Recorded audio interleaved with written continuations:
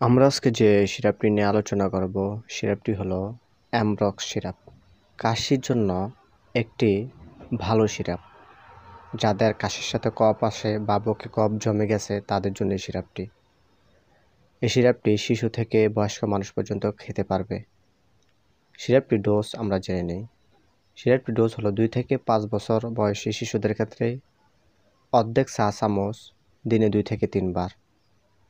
5 থেকে 10 বছর বয়সী শিশুদের ক্ষেত্রে 1 চা চামচ 2 থেকে 3 বার।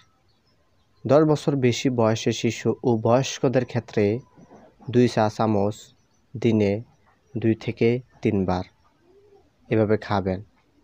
তো খেলে অবশ্যই আশা করি আপনার কাশি কফ বের হয়ে যাবে এবং এটি বসা কফকে বের করে দিবে। মেডিহেলথ পয়েন্টে যদি আপনি নতুন হয়ে থাকেন তাহলে চ্যানেলটি এখনই সাবস্ক্রাইব করে পাশে থাকা বেল আইকনে ক্লিক করে নিন, যাতে করে আমাদের পরবর্তী ভিডিও আপনি পেয়ে যান। ধন্যবাদ।